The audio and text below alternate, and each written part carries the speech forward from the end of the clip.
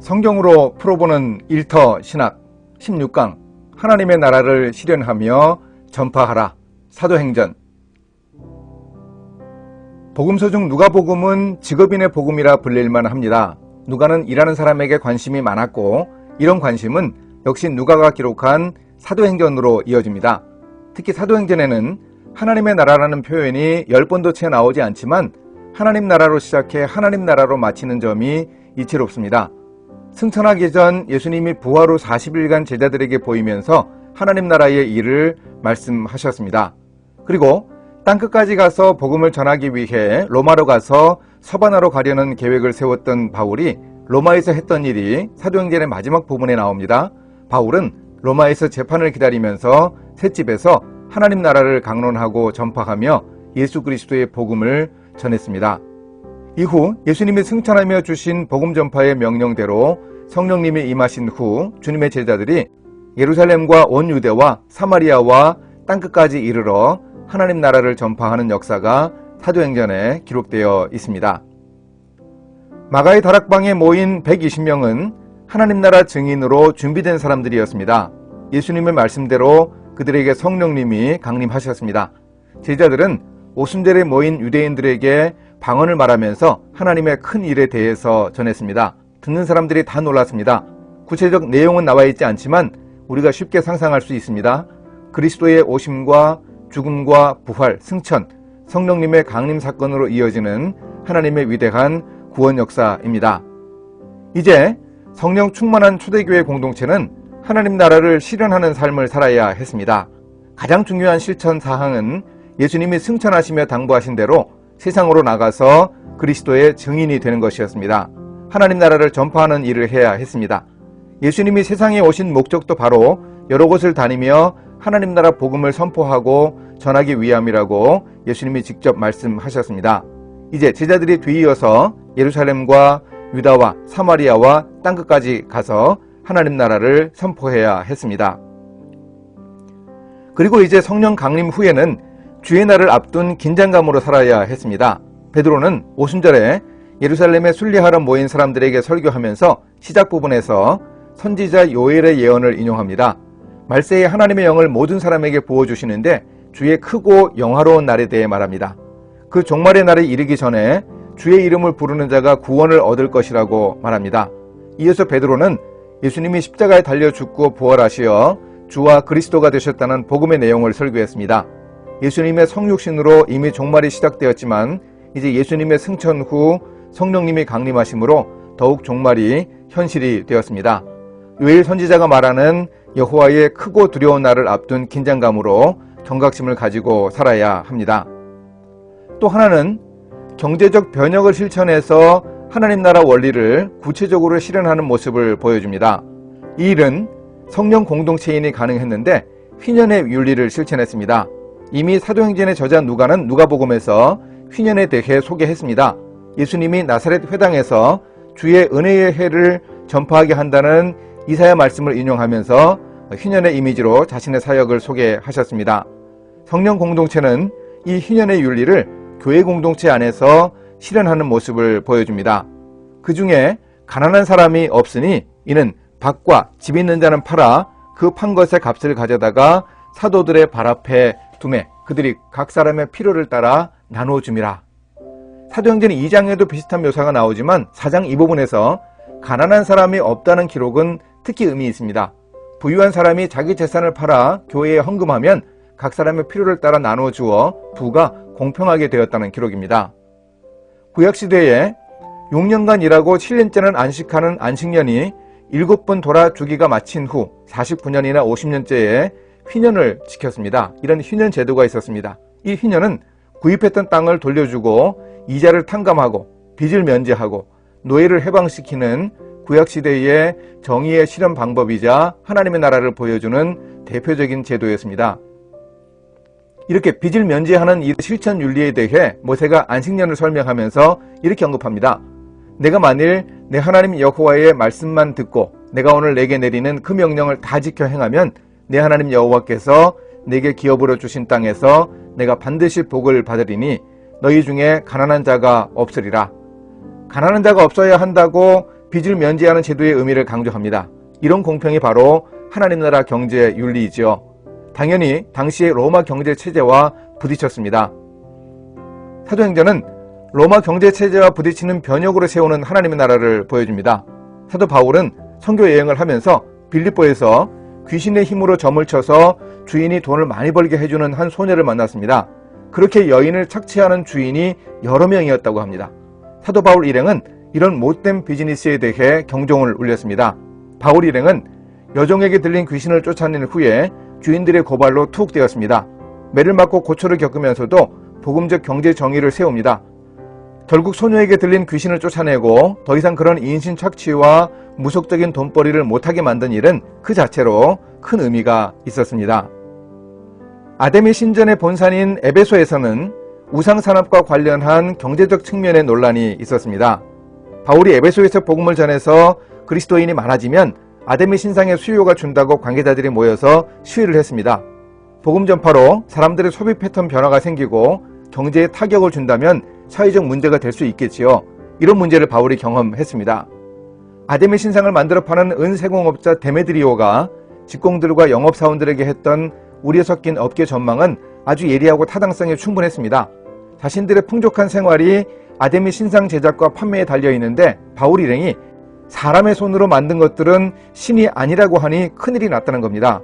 바울 일행이 에베소뿐 아니라 아시아와 유럽을 다니면서 전도해서 회심자가 늘어나면 우상 제조와 판매업에 닥칠 타격이 매우 크다는, 이런 일이 불을 보듯 뻔하다는 지적이었습니다. 당시 에베소의 아데미 신상 제작은 소아시아에서는 막강한 경제적 힘이었습니다. 사냥과 농사의 성공과 다산의 희망을 안고 순례자들이 아데미 신전으로 몰려왔습니다. 데메드리오는 사람들의 기독교 괴정으로 소비 패턴이 달라질 것을 정확히 예측하고 대안을 마련하려고 했습니다. 반응한 군중이 에베소 사람의 아데미여라는 구호를 2시간이나 외치면서 데모를 했습니다. 이런 소요의 한복판에서 위협을 당했지만 바울은 복음이 건전한 소비 지향에 영향을 미친다는 가능성을 보여주었다는 점에서 하나님 나라 경제에 바람직한 측면을 알려주었습니다. 에베소시의 서기장이 신전 물건을 도둑질하거나 여신을 비방하지도 않은 사람을 붙잡아 온 것은 합법적이지 않고 정식으로 재판을 회부하거나 민회에서 해결하라고 중재하고 불법 집회를 해산했습니다. 이것은 바울의 전도가 전혀 불법이 아니라는 입증이었죠. 이런 어려움을 겪으면서도 복음은 더욱 왕성하게 세력을 확장해 갔음을 확인할 수 있습니다. 또한 복음 전파가 가져올 수 있는 사람들의 소비 패턴의 변화가 사회의 경제적 갈등을 초래할 수 있음도 잘 보여주었습니다. 예수님을 믿고 나는 우리도 소비 패턴의 변화가 있었나 확인해 봐야 합니다. 사도행전에서 바울은 타문화권에서 하나님 나라 복음을 전파한 일터 선교사였습니다. 타문화권 선교를 바울이 시작한 것은 아닙니다. 구약 성경에 나오는 선배 직업 선교사들에게 영향을 받았을 것 같습니다. 일터 사역에 관련된 통계와 자료에 해박한 피터 해몬드는 성경에 나오는 인물 중 75%가 선지자나 제사장, 목사가 아닌 이른바 평신도라고 지적했습니다. 타문화권에서 직업을 가지고 일하면서 일터 선교사의 사명을 감당한 사람들을 꼽아보아도 한두 명이 아닙니다. 예를 들어 이런 사람들입니다. 요셉은 애굽의 청지기를 거쳐 총리가 되었습니다. 다니엘은 바벨론과 메데바사에 이어 바사 제국에서 총리였습니다. 에스더와 모르드게는 바사의 왕비와 총리였습니다. 느헤미야도 바사 왕의 술 맡은 관원장이었습니다. 나아만 장군 집의 소녀도 이스라엘에서 포로로 잡혀가 나아만 장군이 엘리사 선지자를 찾게 만들면서 일터 선교사의 역할을 했습니다. 구약 율법에 정통했던 바울이 이방인들을 대상으로 선교하면서 직업을 가지고 일한 것은 이방에서 이런 선교사의 사명을 감당하며 살았던 구약의 선배 일터 선교사들의 영향이라고 볼 수 있습니다. 이제 일터 선교사의 모델로 바울을 살펴보기 전에 역사 속에서 일터 선교의 모델을 찾아보면 좋겠습니다. 먼저 초대교회 시대에는 이 박해로 인해서 흩어진 성도들이 구브로와 구레네 사람들에게 전도한 사건 이후 평신도 일터 선교가 확대되었습니다. 당시의 복음 전파는 전임 사역자들을 통한 것이 아니었습니다. 선교학자 라투레트 교수는 여행자나 상인, 무역인, 노예 등을 통해 당시에 자연스럽게 선교가 확대되었다고 말합니다. 4세기 중엽에는 동방교회의 그리스도인들이 큰 박해를 받은 후에 흩어져서 복음을 전했습니다. 그들 중에는 왕이나 귀족들의 개인 비서, 의사, 하인 등이 많았는데 일하면서 영향력을 미치고 복음을 전했다는 특징을 가지고 있습니다. 이렇게 일하는 사람들의 복음 전파 노력이 초기 교회사 속에서 일터 선교의 명맥을 이어갔습니다. 이후 중세시대에 암흑의 시기를 보내면서 일터 선교는 교회사 속에서 활발히 전개되지 못했습니다. 18세기에 이르러서 신첸도르프 백작과 모라비안 형제단이 구체적인 일터 선교를 시도했습니다. 모라비안 형제단 사람들이 일터 선교에 대해 관심을 가지게 된 직접적인 계기가 있었습니다. 신첸도르프 백작이 서인도 제도 출신의 한 흑인 노예로부터 세인트 토마스 섬 원주민들의 영적, 육적 비참함에 대한 이야기를 듣게 된 일이었습니다.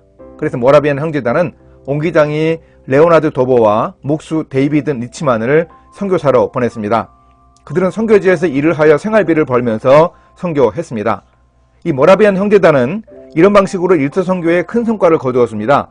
모라비안 교회의 선교 역사를 서술한 윌리엄 댕커는 모라비안 교도들의 가장 중요한 기여는 모든 크리스천이 다 선교사이며 각각 자기의 직업을 통해 일상적으로 그리스도의 증인이 되어야 한다고 강조한 것이다 라고 적었습니다. 근대 선교의 아버지라고 불리는 윌리엄 캐리는 모라비안의 일터 선교 전통을 계승한 대안적 일터 선교의 모델을 보여주었습니다. 윌리엄 캐리는 이미 구두수선을 하면서 일하는 목회자로 살았습니다. 인도의 선교사로 가서 세란포르 트리오로 불리는 두 사람과 함께 학교를 세우고 출판사를 운영했습니다. 포트 윌리엄 대학의 벵가러 강사가 되어서 직업을 통한 자비랑 선교의 모델을 보여주었습니다. 윌리엄 캐리 선교사가 인도에 기여한 바는 실로 광범위했습니다. 그가 한 일을 열거하면 인도 근대화의 선구자라고 할 수 있을 정도였습니다. 1793년 11월 19일에 인도에 도착한 이후에 1834년 인도를 한 번도 떠나지 않은 채 하나님의 부름을 받을 때까지 40여 년 일터 선교사로 지낸 윌리엄 캐리는 근대 선교의 개척자일 뿐만 아니라 일터 선교의 대표적 모델이라고 할 수 있습니다. 19세기에는 모라비안 전통을 이은 스위스 바질 선교회가 일터 선교를 이어나갔습니다. 바질 선교회는 남부 러시아, 인도, 아프리카 등의 선교사를 파송해서 직업 분야에서 영향력을 확대하고 선교했습니다. 나중에 바질 선교회 소속 기업들은 정부로부터 정직성을 인정받을 정도로 선교 기업의 정체성을 분명하게 보여주었습니다. 오늘 우리가 비즈너리로 일터 선교의 전통을 이어야 하겠습니다. 비즈너리는 비즈니스맨과 선교사, 이 두 단어를 합한 용어입니다. 일터 선교사 바울이 이제 어떻게 사역을 했는지, 일터 선교 사역을 했는지 살펴보면서 우리도 일터 선교사를 모색할 수 있어야 하겠습니다. 바울을 일터 선교사라고 이름 붙였는데 과연 바울은 선교하면서 얼마나 일을 했을까요? 바울이 데살로니가 교회에 편지하면서 이렇게 말합니다. 형제들아, 우리의 수고와 애쓴 것을 너희가 기억하리니 너희 아무에게도 폐를 끼치지 아니하려고 밤낮으로 일하면서 너희에게 하나님의 복음을 전하였노라. 바울의 데살로니가 선교는 2차 선교 여행 때였습니다. 그때 고린도에서도 1년 6개월 동안 천막 만드는 일을 브리스길라 아굴라 부부와 함께하면서 복음을 전했습니다. 2차 선교 여행 때 가장 확실하게 일한 기록이 많이 나와 있습니다. 1차 선교 여행 중에도 일했습니다. 바울은 다른 사도들처럼 재정 후원을 받으면서 선교할 권리가 있다면서 이렇게 말합니다. 어찌 나와 바나바만 일하지 아니할 권리가 없겠느냐라고 고린도 교인들에게 반문했습니다. 바나바와 함께했던 1차 선교여행 때 바울은 비시디의 안디옥과 갈라디아의 여러 도시에서 일하면서 선교했으리라고 추정할 수 있습니다. 3차 선교여행 때는 에베소에서 3년간 비교적 긴 기간 사역한 후에 마게도냐와 그리스 지역에서 선교하고 드로아와 밀레도를 거쳐 예루살렘으로 돌아갔습니다. 바울이 에베소 사역을 회고하면서 이렇게 얘기합니다. 내가 아무의 은이나 금이나 의복을 탐하지 아니하였고 여러분이 아는 바와 같이 이 손으로 나와 내 동행들이 쓰는 것을 충당하여 범사에 여러분에게 모본을 보여준 바와 같이 수고하여 약한 사람들을 돕고 또 주 예수께서 친히 말씀하신 바 주는 것이 받는 것보다 복이 있다 하심을 기억하여야 할지니라. 에베소에서 선교 사역을 하는 동안 바울은 자신과 동행하는 선교팀의 생활비와 선교비를 벌기 위해 일했습니다. 그런 모범을 에베소의 평신도 지도자들인 장로들이 따라줄 것을 요구하면서 고별 메시지를 전했습니다. 물론 바울이 언제나 일을 해서 그 수입으로만 선교를 했던 것은 아닙니다. 빌립보 교회 성도들이나 다른 곳에서 헌금을 보내주면 그곳으로 선교비를 충당했고 또한 지원이 없어도 일하면서 생활비와 여행 경비를 대면서 선교를 지속해 나갔습니다. 그러면 바울이 왜 일하면서 선교했을까요? 간단하게 답할 수 없는 복잡한 여건과 상황이 있었을 것입니다만 바울이 일하면서 선교한 이유를 간단히 정리해 볼 수 있습니다. 우선 바울은 그가 하는 일을 통해서 성경적 직업관을 보여주려고 했기 때문에 일했습니다. 일에 관한 중요한 교훈을 언급한 바울은 직접 자신이 그 일을 하는 본을 보여주려고 했습니다. 또한 바울은 일을 함으로 삶의 모범을 보여주려는 의도가 있었습니다. 그래서 복음의 본질을 회심한 교인들이 직접 보고 따라하게 하려고 했습니다. 바울은 지식인이고 유대교 랍비 출신이었고 로마 시민권도 가지고 있었습니다. 아마도 부유한 가정 출신이었을 텐데 일하는 사람들에게 접근하기 위해 가난하고 또 무식한 사람들과 함께 육체노동을 했다는 사실도 매우 의미 있는 모범이었습니다. 일이야말로 인간 삶의 중심에 있는 필수적인 행위이고 일을 함께하는 것이야말로 그 사람과 동질성을 확인할 수 있기 때문입니다. 이렇게 일의 모범을 보여줌으로써 그는 또 다른 일조 선교사들을 양산하려고 했습니다. 자신을 보고 배운 사람들이 자신과 동일한 방법으로 선교하기를 원했던 겁니다. 당시 바울은 안디옥 교회의 파송을 받았지만 안디옥 교회가 재정적 후원을 제대로 해주지는 못했습니다. 그러니 일하는 선교사가 일조 선교사로 제대로 사역할 수 있었습니다. 이런 실용적 목적도 바울이 일한 중요한 이유였다고 생각합니다. 이렇게 스스로 일하는 모습을 보여주므로 사도 바울은 선교지 교회의 재정 정책을 수립하고 자생적 교회로 성장시키려고 노력했던 것입니다. 만약 오늘날의 일반적인 선교 시스템대로 후원할 교회를 찾을 때까지 기다려서 선교비가 확보된 후에 선교를 시작했다면 초대교회의 선교는 훨씬 늦어졌을 겁니다. 바울이 그 돌파구를 일터 선교로 열었습니다. 또 바울은 이를 통해서 영적 부모의 열정적 사랑을 보여주었습니다. 바울은 데살로니가 교인들에게 유모의 사랑을 말하면서 복음만 전한 것이 아니라 목숨까지 기꺼이 그들에게 주려 했다고 말했습니다. 그래서 아무에게도 폐를 끼치지 아니하려고 밤낮으로 일하면서 복음을 전했다면서 자신의 열정적 사랑을 표현했습니다. 바울은 고린도 교회에서도 영적 부모의 심정으로 사랑과 열정을 다해 일했습니다. 바울은 고린도에서 일하여 교인들의 후원을 받지 않으면서 이런 사랑을 보여주었습니다. 그래서 바울은 그리스도 안에서 1만 스승이 있으되 아버지는 많지 아니하니 그리스도 예수 안에서 내가 복음으로써 너희를 낳았음이라 이렇게 말할 수 있었습니다. 오늘 우리가 이어가야 할 일조 선교사의 길은 그리 쉽지 않습니다. 해외에 나가서 일을 잘하기도 쉽지 않은데 선교까지 감당하기는 그렇게 수월하지 않습니다. 그런데 일조 선교는 선교사의 생활비나 선교비와 같은 재정적 개념으로 한정되지 않습니다. 선교에 관한 이 전략적 차원을 포함합니다. 적극적으로 일조 선교를 시도하기 위한 노력이 필요합니다. 사업가이면서 목사인 피터 추카이라가 일터 선교의 모델을 제시합니다. 첫째는 예수님 타입입니다.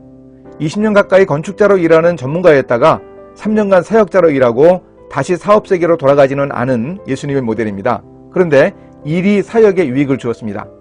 예수님의 설교에 직업인에 대한 묘사가 자주 눈에 띄고 건축과 관계된 용어나 이야기가 종종 등장하는 것을 보면 알 수 있습니다. 이 유형은 직업인으로 살다가 신학교에 가서 목회사역과 선교사역을 감당하는 사람들의 유형이라고 할 수 있습니다. 둘째는 바울 유형입니다. 바울은 비교적 많은 거리를 이동하면서 선교했습니다. 예루살렘에서 출발해서 시계 반대 방향으로 로마를 지나 당시의 땅끝으로 인식되었던 스페인 지역을 지나 아프리카 북부 해안을 거쳐서 다시 예루살렘으로 돌아와 유대인들에게 복음을 전하면 세계를 향한 선교의 교두보가 확보되는 줄 알고 있었습니다. 그래서 많은 거리를 이동하면서 선교했습니다. 직업을 사역을 위한 매개물로 사용해서 장막 만드는 기술자로 일하면서 동시에 선교 사역을 감당했습니다.